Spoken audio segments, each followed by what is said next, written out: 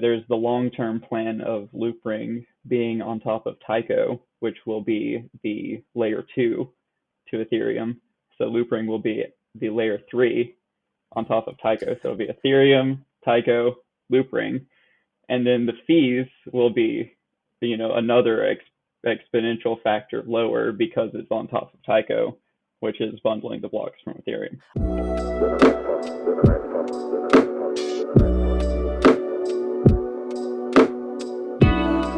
Hey man, thanks a lot for joining. I'm here with Steven, who's the creator of Loopress, which is an open source and free WordPress plugin for token gating. I'm sure it has other applications as well. First of all, good to see you, man. Oh, yes. Thank you. Thank you for having me. I'm excited to be here. I'm excited to talk about Loopress. I've been working on it for a few months, so it'd be nice Nice. to get. How long have you been working on it for?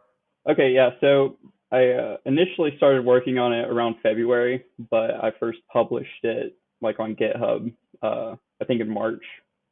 But yeah, so just like 8 months, about that. Okay, Yeah, so and are you like the only guy in the team? It's like a one man band basically. yeah, pretty much. Yeah, I've done it by myself. I've had like some, creative input from other people and like some artists. Like they've helped me really refine the value, like the value package, I should say, of what they need in the plugin versus like, because there's a lot that can be done with like an API, but Yeah. artists only need like specific parts of it. They don't need like all the bells and whistles, and sometimes it's confusing if you like add all that stuff. And then also there's implementing it in a way that it's easy to use and understand. So the feedback Yeah. that I get is like invaluable, you know, as a developer. Oh yeah, of course. And is it only for token gating, or does it have any other applications? And maybe do you want to talk a little bit more about how people are, or how you're thinking people are using token gating, and what are some of the best use cases for it? Yeah, so the few users that are using it now, it's a really small amount of people, that I know of. I know that like the GitHub gets cloned pretty regularly, but they don't like join my Discord or anything. So I guess, they're testing it out or whatever. But Yeah. in terms of token gating, uh, so one of the biggest things that Looppress does that is like an immediate impact is I don't know if you've heard of this service called Pinata. Yeah. They they like host files for you on the IPFS, but you have to like subscribe to it like on a monthly basis. Well, they have this thing called Pinata Submarine where they basically have, files that they host for you that people can unlock and download, basically token gating your files for you. But you have to pay for that service. The artist has to pay Right. for it. Well, with Looppress and with the token gating that it enables, you can have basically that whole service self-hosted and not have to pay a third party. So let's say you have like a 3D model that you want the owner of the NFT to be able to download. You would upload it to your site into the protected Looppress folder and then put that download button behind a token gate and they can download it, and the direct access to the file is restricted. So it takes it off the IPFS, which sort of centralizes it, but it's faster for the end user. Mm. And for things like 3D models and stuff, doesn't need to live on the IPFS. Like if it's Yeah. not, if it doesn't Yeah. scale, like as soon as people start downloading it, the bandwidth is just going to get, crowded. So Yeah, that's an and immediate impact. unless you run an IPFS node yourself, then you're gonna have to rely on all of these services like that actually gate the access to IPFS, because you gotta have to, like you said, use Pinata to be able to pin files, because otherwise the garbage collector is just gonna remove your file from IPFS if you don't do that. Like you can't just run it once and then turn it off and Yeah. just forget about it. So is it that the file then would be self-hosted on maybe like your machine or Raspberry Pi or AWS or something like that? Yeah, so this whole the plugin is built off WordPress. So WordPress is like the whole core, the engine for this plugin, and WordPress is very powerful. 40% of all the websites in the world run on WordPress. So Oh it's like yeah. it's here to stay. It's open source. It's great. Um, Yeah.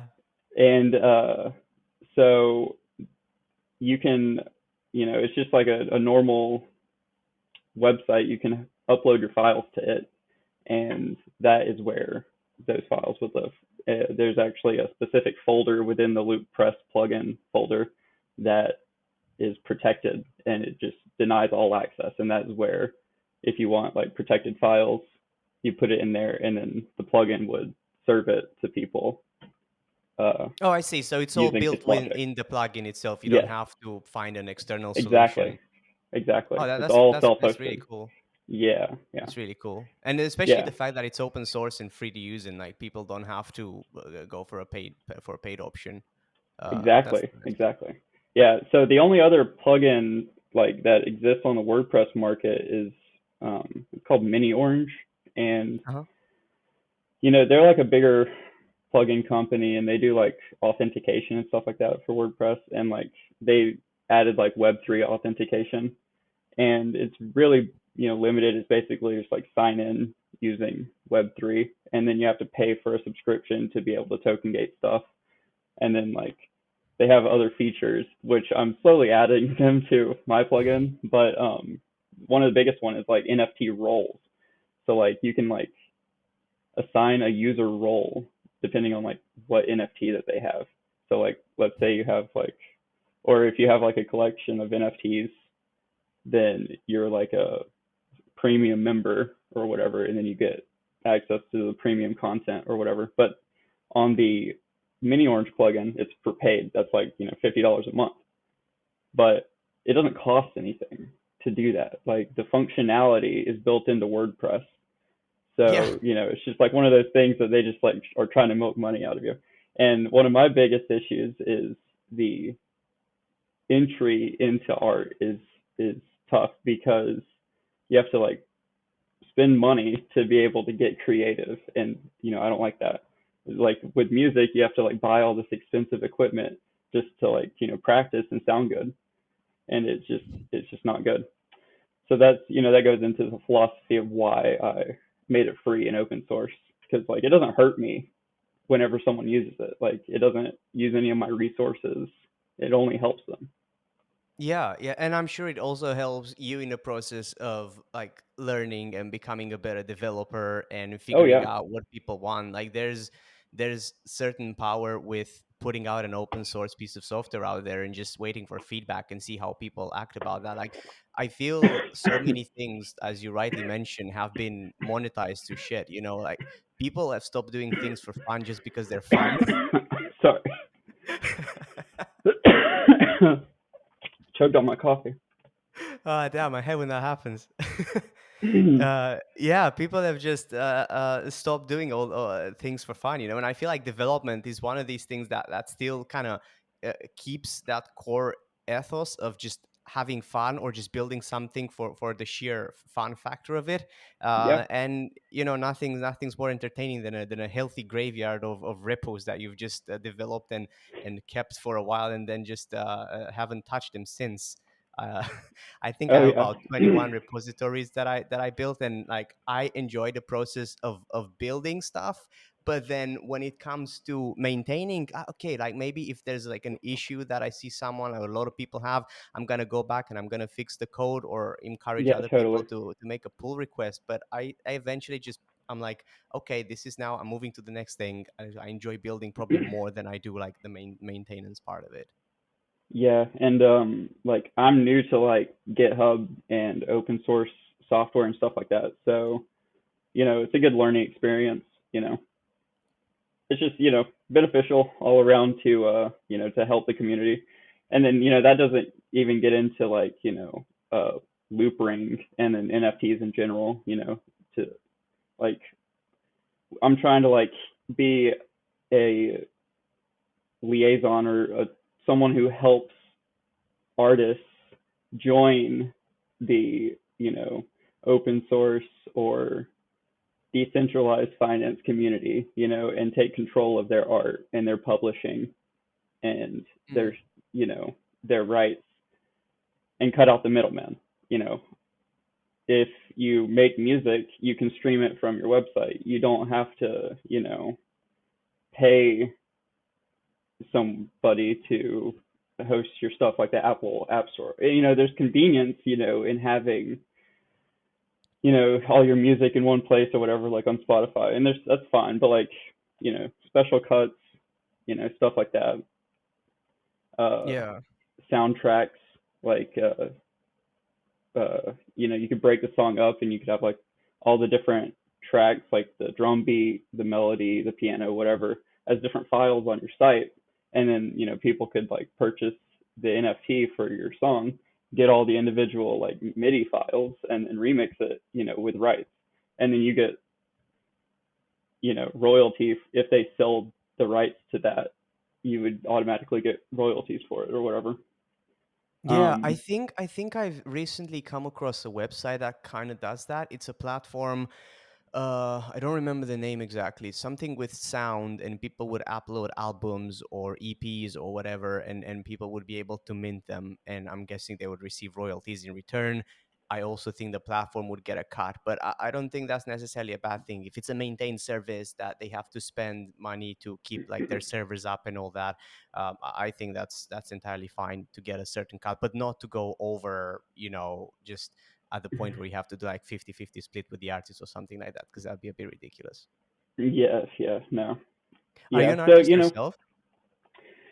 I try to be, I like I me and my girlfriend made this mirror behind us, it's like an art project with a That's pretty broken cool. I mirror. was wondering what it was. Yeah, yeah. It's a big broken mirror and then we like painted a board and like glued moss to it. So like it gives us like a outdoor vibe. Yeah, I kind that's of like pretty it. cool. Yeah. Do you make But NFTs? I've made a few in the past, but I don't really, push or sell them anymore. I'm all about like utility nowadays. I want like I want to do tangible things instead of just like making cool, like Yeah. pictures and models and stuff. Which I'm not dissing artists that do that, and I'm creating a tool to help them, you know, with Yeah, their no, of website. course. And also like this expands beyond art, a little tangential, but like it could be used for like community, like full community management. Like, let's say, you have governance tokens, then you can like have certain parts of the site, like maybe that have polls, only open to people who hold a certain number of tokens or something, or people who only hold like a ambassador NFT, can access one page on the site that allows them to change something or do something like that. Yeah, there's really a lot of possibilities, so it's hard to like come together on one specific example. Yeah, it's Um, hard to find a specific use case because there's just so many use cases with that kind of thing. Is like you yeah, could have physical events in a space and then give people a token if they attend, and then they can use that token to access a special part of the website, like a group or whatever that yeah, normally or other like people wouldn't. they could, let's say they went to the event, they got the token, and now they can access a page on the site that allows them to purchase a shirt that only those token holders can purchase, right? Yeah.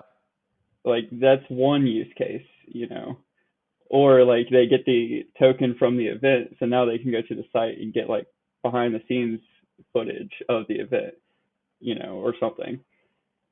Yeah, yeah. So, Are you familiar with Bright Moments? Have you heard of the Bright Moments mm-mm. project?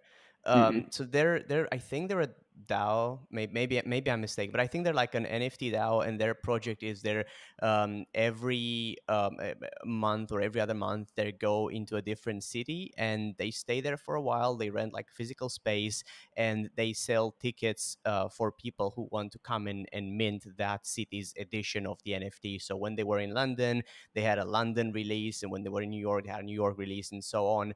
And in order for you to be able to mint that, you either have to come to a physical place or Mm. acquire a ticket. And if you Okay. acquire a ticket, then you'd be whitelisted to continue to mint. And there were, of course, like a lot of, I guess, tokenomics in there, because you'd pay a Yeah. certain amount to get a ticket, and you might get lucky or you might not. But essentially, it would token gate the ability to mint unless you had this ticket, which I guess it's kind of a use case for that. Yeah. Okay. So it is. It can gate like the block that allows you to mint, but this this plugin doesn't do smart contract interactions. So it's not going to be able to sign a transaction on your behalf. And Right. that is something that like I've built into it, or I haven't built into it like on purpose, because it's just a big security risk. And Yeah. if I want this, if I want any artists to be able to come in and download this and utilize it, I don't want them to be risking, all of their fans or user base by installing this on their site, and then their site getting compromised for some other reason, because WordPress, it's pretty Yeah. secure, but user error happens, and hacks happen. I don't even want the capability to be there to allow the site to sign transactions, because Yeah. that's like a doomsday scenario. You don't want that. No. So it just reads off of Web3, but it never writes to Web3. Yeah, the only thing it ever does is it brings up Wallet Connect, or it asks your wallet to verify that you own the Ethereum address that you're presenting. So basically, the site asks you, what's your Ethereum address? And then you say, it's this. And then you have to sign it and prove that you own that address. And then it looks, now that it knows that you own the address, it looks up all your info from the public blockchain. Right. Okay. And it's Loopring. Is there a specific reason why you chose Loopring Okay. for the chain? Yeah. Yeah. So first of all, is one of the big things that I stated in my philosophy is like uh, free, free and open source. So like you can't ping Ethereum without using like the Etherscan API, or uh, there's other ones. Drawing a blank on them, but you have to use some sort of API service to actually ping the blockchain and look up if a address has a certain NFT, or if an address has a token or whatever. So, and yes, they're free, but they're only free up to a certain amount. And sometimes it's a lot, like, Etherscan, it's like 25,000 a day, people pinging it, Right. or 25,000 pings. But, you know, in terms of Is scalability, a ping just like a read request, or you yeah, can like, make any so kind of calls? it's an API request. So Etherscan, they have a whole bunch, but basically it would just be like, you know, give me a list of NFTs owned by this wallet, and Etherscan would probably return like the top 50 NFTs Mm. for the wallet that you request. Then you have to submit another one to get the next 50, right? Right. So if someone has like 100 NFTs, it might be one or two or three maybe API calls just to read for that one person. So it adds up. Whenever let's say you get 1,000 people coming on, it's like 3,000 per. Some people have more, some people have less, but it adds up. So it's just not scalable whenever you have to be relying on a paid service. Now, granted, an artist could, just pay for the service. That's fine, whatever. But Loopring, their API is free, right? Free, 100% free. You can just ping it, and Oh it's free. wow. No rate Yeah, limits. yeah. Well, so you can get rate limited, but it, you can just make another account and add that API key and then, have a fallback. Right. But like, they will ban you if you just like spam them. Or well, they won't ban you, they'll limit you. So it's scalable. And then the minting fees on Loopring are incredibly cheap. Like, it's less than $1 to mint an NFT. It might be like 20 cents, right now in this bear market to mint an NFT. And then, there's the long-term plan of Loopring being on top of Tyco, which will be the layer 2 to Ethereum.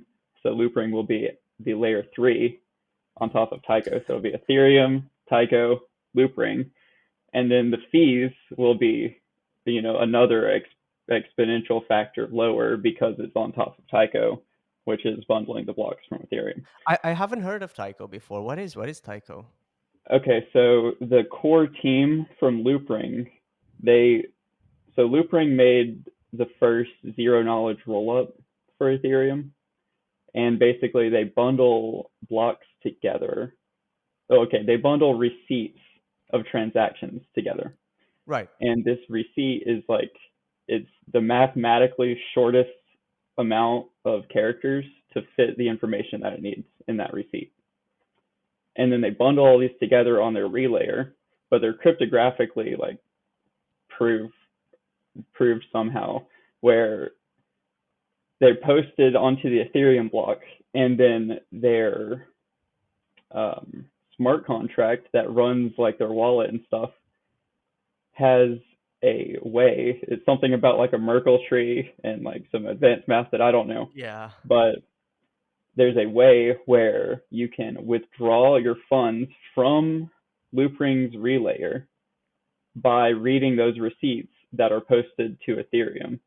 So like, let's say Loopring just like gets nuked or like goes offline, you can still withdraw your assets back to Ethereum, right? And I don't know like how deep, your understanding of it is, but I mean, that's I basically know a the little gist of bit it. about rollups and layer twos as a scalability solution. I know they're called rollups because they essentially just roll up multiple transactions into Mm-hmm. like one big block of data that then they Yeah. send confirmation of, like, okay, these 50 transactions have been verified. Here's proof of that.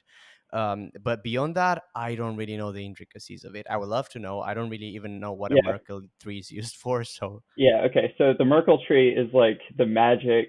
It's like this probability cloud, okay? And it uses that receipt to like, you know, do the math on like, is it legit or not? And like, that's like the proof that it's legit in this probability cloud or whatever. But what makes Loopring special is that it's a true L2, which means that it doesn't have like a side chain that it's operating on.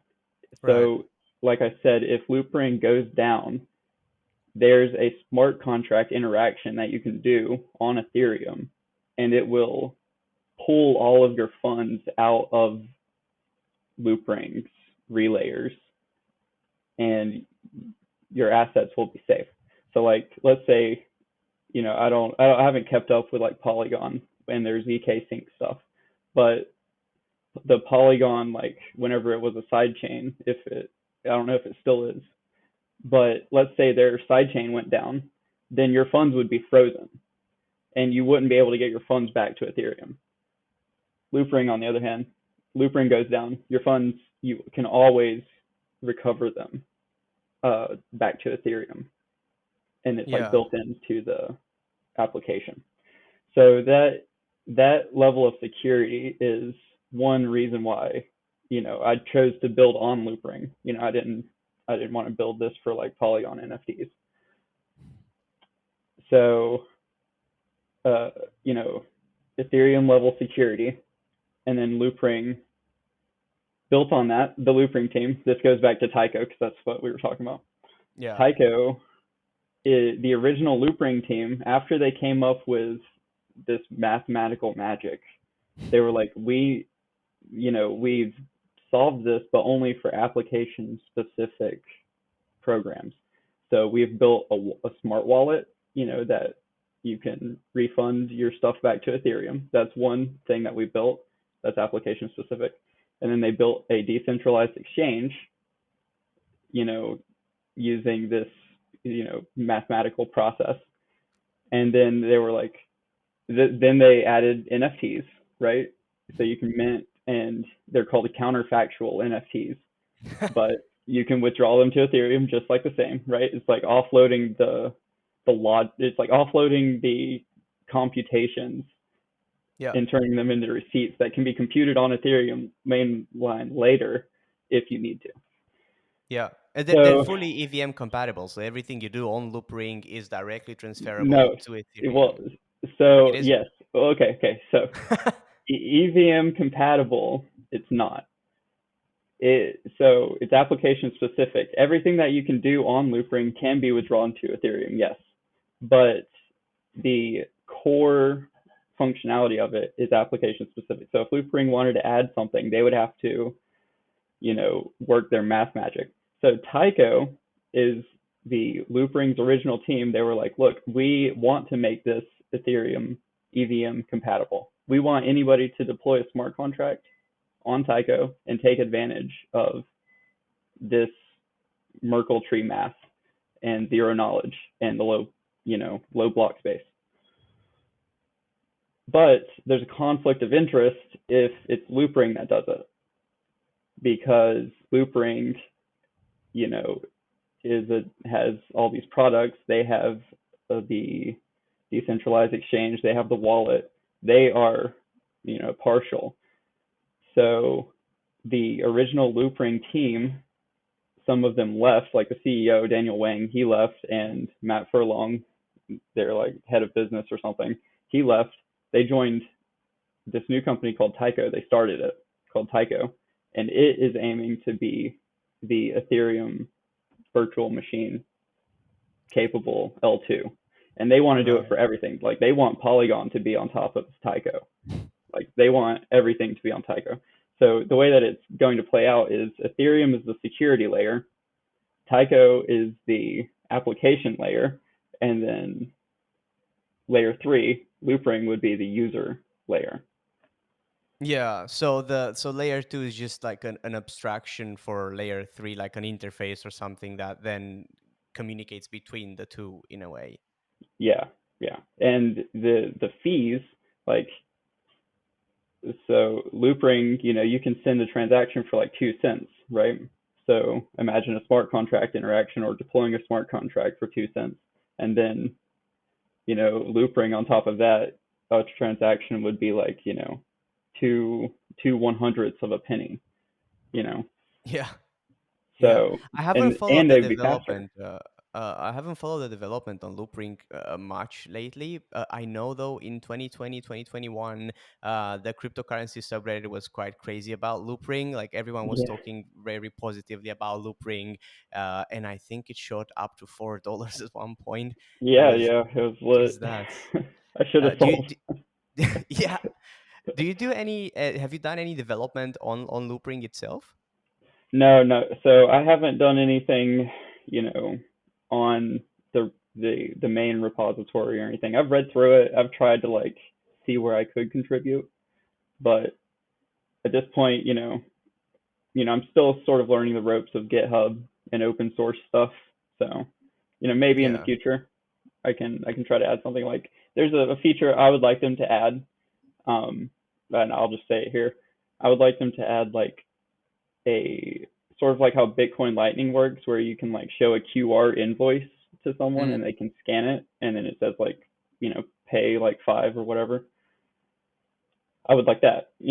So, and I think it's possible because they just made this red packet feature where you can put NFTs into a QR code, and then people can scan that QR code and receive the NFT, right? So Right. I think using that same, you know, code base is totally possible to do like an invoice system where you can be like, okay, I'm charging, 50 or whatever, and then you put in like a memo, which could be like a invoice number, that interacts with your website. And yeah, then I could use I could implement that via the API into Loopress, you know, and Yeah, take that's over pretty the cool world, I use guess. case. So Yeah, people could buy or perform a transaction by scanning a QR code. Because I'm guessing the transaction details are embedded into a QR. When you scan yeah, it, some Web3 magic happens, basically. yeah, yeah. You scan it, and then it would say like so whenever you scan the NFT QR codes, it says you have to pay the transaction fee to receive the QR code. It's not like instant, but the Right. transaction fee is like really little. So in my mind, you'd scan it, it would say like your website is requesting $50, and then it would have like the description of what the website wants to put there, and then you could accept or decline the offer. So Yeah. yeah, What's it's no, go like on. Sorry. you could achieve the same thing by adding signing capabilities to like the Looppress plugin, but then it compromises security on the user's end, right? And you know Loopring didn't have to do the whole QR code NFT thing. Like they did it because they were like, this is a good feature that we want people to have. So I think Yeah. that there's a good chance that we can get that worked in. I think I may have lost you there for a moment. Oh, oh, yeah, yeah. Uh, Your video froze I don't for know me if you for a can hear second. me. Oh Oh, no, hold on. Can you hear me? yeah, I think we're back. Okay, yeah. Your video went out a little bit.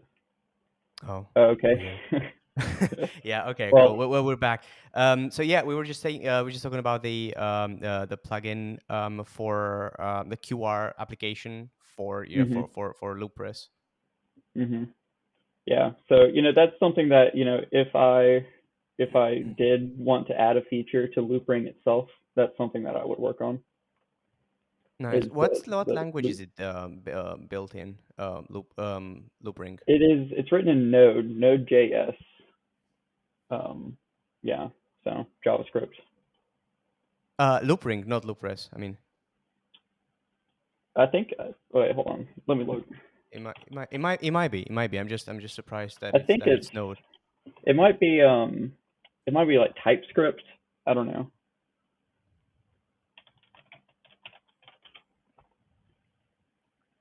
Loopring. Let's see. So there's Solidity. Oh, C++, that's their protocol. So they run a node that bundles up all these transactions, right? That's I guess written in C++. Yeah, that's But intense. yeah, so JavaScript, Solidity, C++. Yeah. Do you know any C++? Um, I've dabbled in it, and really like I know like PHP and JavaScript. So, you Yeah. know, one other language, it's really the same dance, different tune. Yeah, it's true. It's true. They have their weird quirks, but eventually they kind of you're able to extrapolate from one to another. Yeah. Um, I kind of started with first backend language that I really got into was Python, and Mm. moving from Python to C sharp, there was a bit of, what the fuck moment, because I was looking at the code and I'm like, wait, you have what? You have types, and you can do things with these types. Mm. That's wild. So like it added a whole nother layer of complexity. I don't know like the advanced stuff, but I can make way, like, especially with like ChatGPT. And like I learned way before ChatGPT, but now like, Yeah.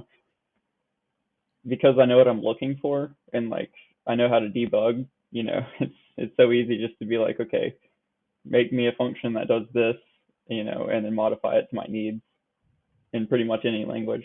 Like Yeah. AI is changing the game, for real. That's another reason why, I think, real artists, need all the help that they can get. Yeah. It's true. I mean, AI and programming is just such a wild thing when you actually know how to use it. Because the one when it doesn't work is when you like probably don't have a very good grasp of the language or of the core principles, and then asking ChatGPT to create a function or a program or whatever, a file, and then iterating on that, it'll just get more and more and more complex without having to be in. You're not Oh going to yeah. catch some of the weird things, but as soon, like, so long as you have some understanding of the programming language and the request you're making and what you're Mhm. looking for, it's such a good tool. It saves so much time. Oh yeah. Like, it's fantastic. You give it an object and you just tell it, okay, well, based on this, I want you to create a type or an interface, and then I don't have to spend 10 minutes doing it myself. I just get the Yeah. interface. It's Yeah, fantastic. it's amazing. Like, it does have its quirks, sometimes it'll just like go off the rails, or sometimes it won't name variables consistently and you have to like debug it. But if you just like if it's really simple stuff that you're asking for, I use it on Looppress. Basically there's like a plugin where you can like have it look up like a web page, and because it's on GitHub, I just like copy like the source URL for like the main plugin file, and I'm like, hey, I want to add this function, to this, and then it usually like, it's pretty good, 9 out of 10 times. Oh wait, so you give it a code base, and then you tell it, Yeah, based on this code base, I want you to build me a similar function or something like that. yeah. So like, let's say, I have a feature that I want to add to Looppress, then I would be like, okay, here's the file, the main plugin file, and I would give it to the link to the GitHub, file, and then I would be like, I want to add a function.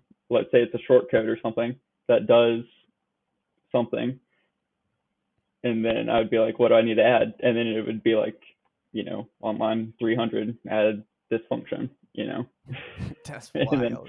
I'll test it out, and then if I have any questions, I'll ask it or whatever. But yeah, I mean, it's pretty. That's another benefit of like open source projects, right? Is like ChatGPT knows everything that there is to know about WordPress. Like, because if 40% of the web runs on WordPress and it Yeah. learns everything from like the internet, 40% of Yeah. all of its knowledge is actually structured as WordPress, It's somehow capable of being like an incredible genius and a 5-year-old both at the same time. Yeah, totally. It's wild how you've got so much knowledge and you can do so much with that knowledge, but at the same time you can just completely go off the rails. Yeah. Um, have you tried any of the tools, like these Copilot tools that are supposed to help you code with AI, like GitHub Copilot and stuff like that? Yeah, I mean, I've seen it. I haven't tried it, just because, like, I don't want to pay another subscription, really. Yeah, it goes back to the whole idea of having open source software Yeah, yeah. available And, everywhere. like, I pay the $20 for ChatGPT, but, in the long run, like, it saves me so much time and just boilerplate code. It's worth it. It's like having a really smart intern, Yeah, that's like, true. and it saves so much time instead of like asking Stack Overflow, like, oh, give me a function that, converts a calendar into like, a pie chart or, something, and it just whips it up, you can't find something on Stack Overflow that does that, Yeah, well, and there you was that and you can meme like on think about it. What? yeah, there was that meme on programming humor that, like, oh, new developers copy paste from ChatGPT, middle-aged developers copy paste from Stack Overflow, old developers copy paste from documentation. So that's kind of Yeah. Well, how we've developed in time.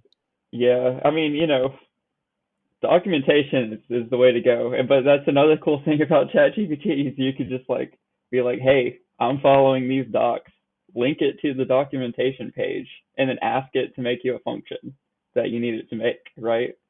Yeah, you And can give then it the documentation. You can just yeah, you read that and tell me what to do. You can exactly. tell it. There's these PDF GPT software that's popping up. Like I see a few websites that somehow allow you to add to a lot more context because I think it's still limited to like 16,000 whatever. Like Yeah. these websites do some API trickery, and you can basically give it 1,000 pages worth of documentation if you wanted to, and just ingest all of that, and now you can talk to it with that knowledge. That's Oh just yeah. crazy. Yeah, dude, it's gonna be here like soon, like where maybe Windows is gonna have like, well, Microsoft owns GitHub, so Copilot's already like the start of that, where all they have to do is just present something that's better at logic than ChatGPT and can also read your entire code base. Oh, you froze on me. Okay, yeah, so a lot of technical difficulties. I was going to ask you a few questions about the plugin itself. Like, how many people are using it right now, and is anyone using it in a like a live kind of production environment? Yeah, so there's a few people that are using it. It, just some like smaller artists. There's like this one guy who is a musician, and he has some tracks up that if you own the track, you can download the files that made the track. Like I had mentioned. Um, but I won't give him a shout out here just because he didn't, explicitly tell me that I could. So his website's sort of still under development. But Yeah. there's this other collection, and it's actually a GameStop, you know, marketplace collection. It's called Inequities Book, Okay. and their website, they are using the token gating to host the models and soundtracks and high resolution images of their NFTs. And this book, it's like well, it's a book obviously, and the characters are NFTs, and I Oh, don't I know. see. I guess yeah, yeah. Okay, so And like there's the like book. different settings that are NFTs. I don't know. Okay, well, I mean, it's just it's experimental because so many things are experimental at this point. Like people are just trying to figure out what it is they can do with all this stuff. Yeah, Um, and I guess this is kind of the cool thing about having a conversation with people in the space because everyone's trying to do new things that weren't previously even thought about, possibly. yeah. You It's all know? just about testing boundaries, and that is like, that's art. Yeah. Yeah. Here, let me What's the send name you a of the link to project? it. Yeah. I'm gonna send you a link to it. And then there's also another person who's building something else, but he does not want me to say anything about it. That's Um, fair enough.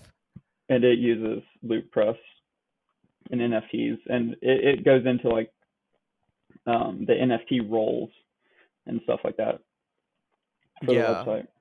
But And is it available on the WordPress plugin page? okay, yeah. So I submitted it, right?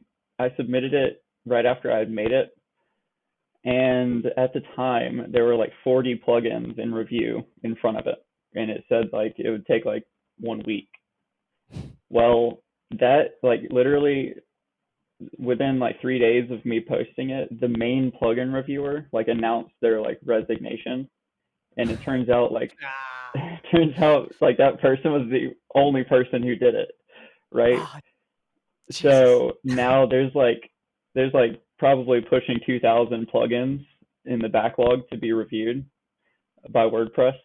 It's in the process. It should be around 40th in line, but I've changed the plugin a lot since then. So like if they like see it and they're like, oh, you need to revise this, and then they work down their list of 1,000, it might be a minute. So really, the best way to get it now is off of GitHub, and it's not as intuitive to download it from GitHub than it is the plugin repository. So they would just have to download the probably like the zip file and Yep, then put that in yep. a specific folder in WordPress, and then you'll be able to Well, install it from there. actually, if you're logged into WordPress and you go to the plugins tab, you can click upload, and then if you just upload that zip folder, then Ah, you can that's install it that way. that's nice.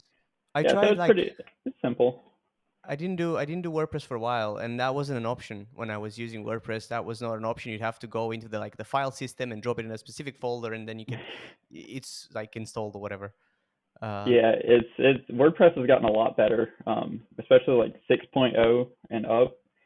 I used to hate it. Like I didn't like it, and I made like my own version of like a content management system, and then after I made that, Loop or WordPress, 6 came out, and I was like, holy cow! Like they this is basically what I was building. They made all the features that I had added, and so there's no point in me reinventing the wheel.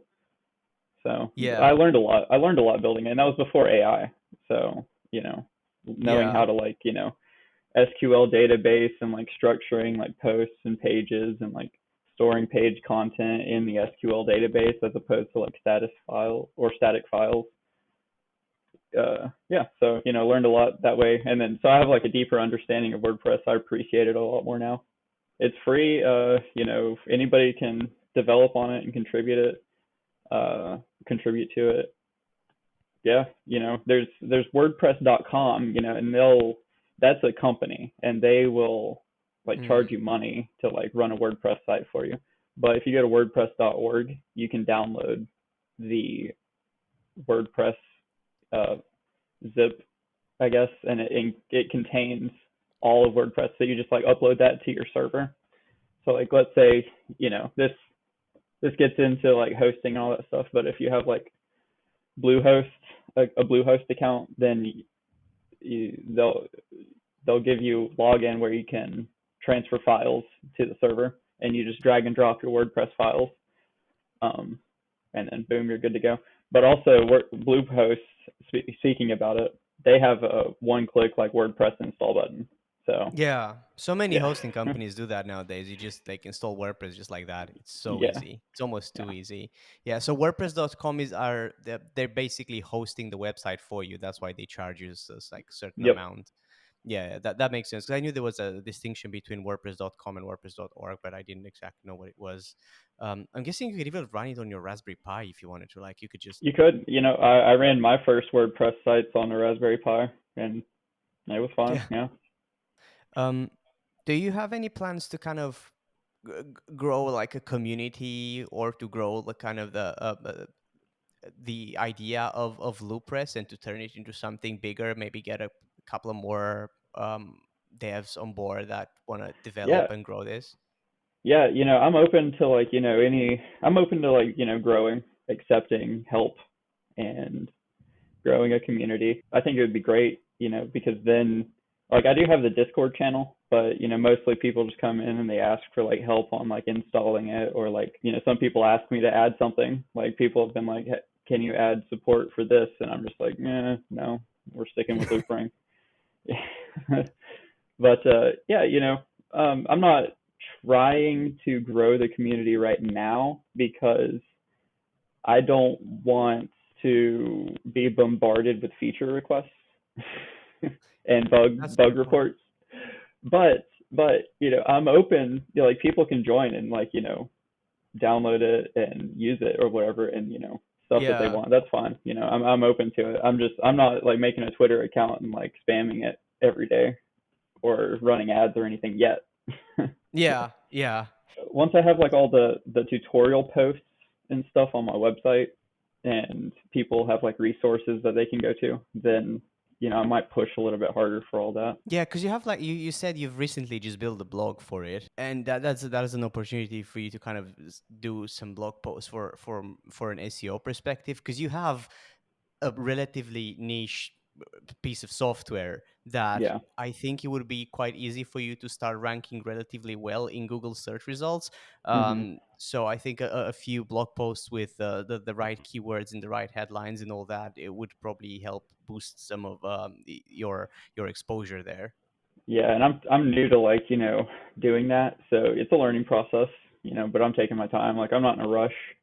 Yeah, yeah. I mean, Google Search Console is basically your the one of the main uh, kind of websites that you can use to measure your SEO growth. And then Yeah. you have SEMrush, which you can use for like a lot more detailed SEO analysis. So you're gonna see you can track keywords, and you can track the way how you rank in certain keywords. You can see competitor analysis. You can like Okay. there's a whole rabbit hole of SEO that you can go down on Okay. if you really want to. So I've done that for a while, and it's, I mean, it's interesting to see things ranking after a long time of like, I'm gonna just keep grinding and writing blog posts in the hope that some Yeah. will rank, and eventually some do. So it's nice when that does happen. Yeah, I have messed with the Google Search Console because originally like looppress.dev, that's the website, it wouldn't show up in Google. Like I would literally Google it like word for word, letter by letter, and it just would not pull it up. It would pull up my GitHub page, but it wouldn't pull up the website. So I had to like go into Google Search Console and like manually like click like request indexing, and then after a few days it showed up. So, but it was up for like a few weeks before then, and like I could see in the traffic that the Google bot was hitting it. Just for some reason, it would not index, but now it does. And actually, if anybody Googles Loopring, like Looppress is like the fourth or fifth Oh, um, really? Wow. search result, Let me see. or at least Loopring. that's what the Google Search Insight told me. It was like, oh, maybe I Hey, maybe you're getting it. Maybe it's location based. Maybe you're more likely to get it possibly. Hold on, than I'm me. looking now. And I'm wondering if Google is biased, if Google knows that it's like your website, so they're just showing it just to you. Oh yeah, I'm not seeing it whenever I Google it now. I don't know. On the search insight though, it said that like average search position it was like 4 and it was like keyword loop ring. Oh, I don't know. I don't know. oh, maybe, yeah. Interesting. Well, they fluctuate a lot, especially if they change their search algorithm, which is not they're notorious Yeah. for that. Yeah. Um, there's a whole website. It's called, I think it's called Black Hat Market or something like that. Black Hat SEO. Yeah, Black Hat SEO. Mm. And like these guys, they're just trying to consistently reverse engineer whatever Google puts out as updates.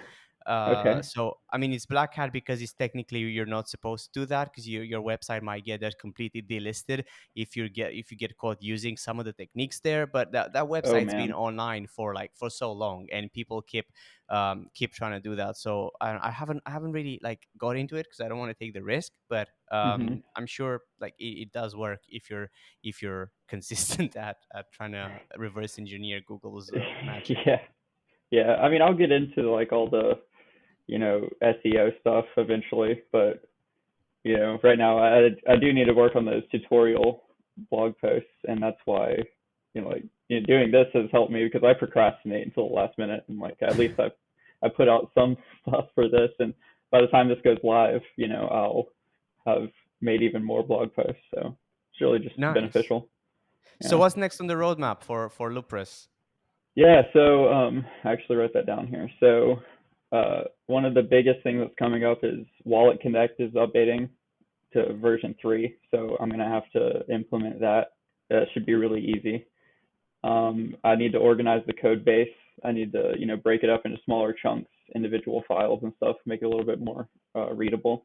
In terms of like the plugin functionality itself, I want to add like visual block editor blocks for Loopress. Like, instead of using the short code to like, start a token gated content, you could just click like the block editor and click like add new token gate. So um, I want that to be like point and click instead of like Cody. I don't know if you're familiar with short code, but like you have to like Yeah. type in like brackets and stuff. And if you're an Yeah, the artist square and brackets, and then you just type in yeah, something. Yeah. yeah, and like if you're an artist and you're just like I don't even know what WordPress is, like this is all just like confusing and it makes my head hurt. I can see where using short code, while it does make it a lot easier, it's not perfect. So that's something that I want to add. I want to add more tutorial posts, and then I want to get to the point where I can feature creators on the front page, and be like, here's some people who are using this, and here's what they've done with it. draw inspiration and stuff. Because there's plenty of stuff that can be done for it. Like it could replace Patreon. Like you could do a monthly NFT that people have to purchase, and then they get access to that month's content. You know, Mm. or you know, ad slots on your site. You can sell the ad slot like for a banner ad as an NFT, and then the person that owns the ad can come to your website and change that banner ad be, because they own that NFT.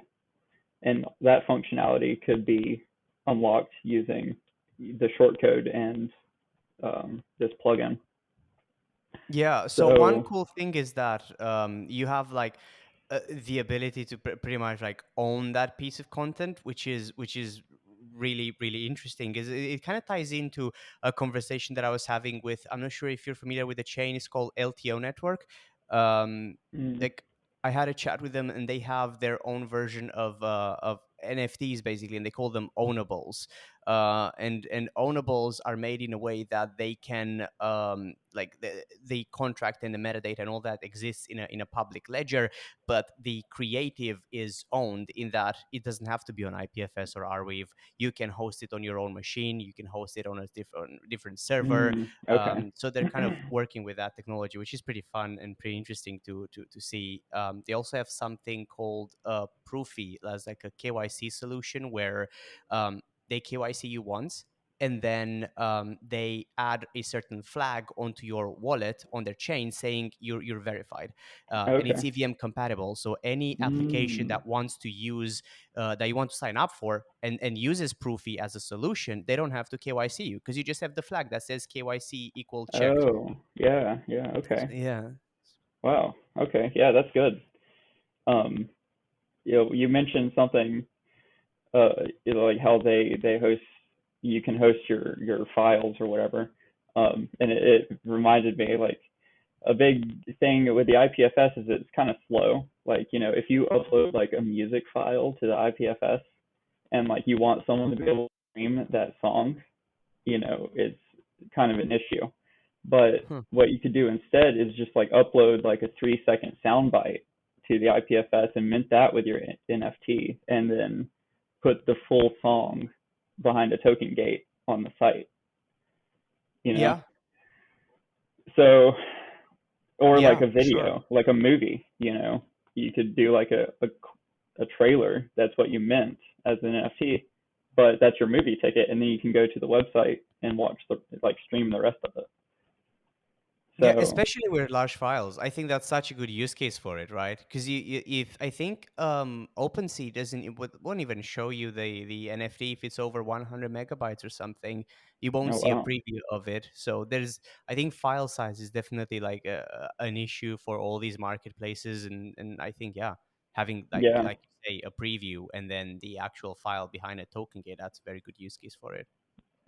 Yeah, it like offloads the bandwidth from the blockchain to your WordPress server, which, what's it doing, otherwise is just like, you know, it might as well be streaming your content Yeah, directly to them. yeah. Awesome, dude.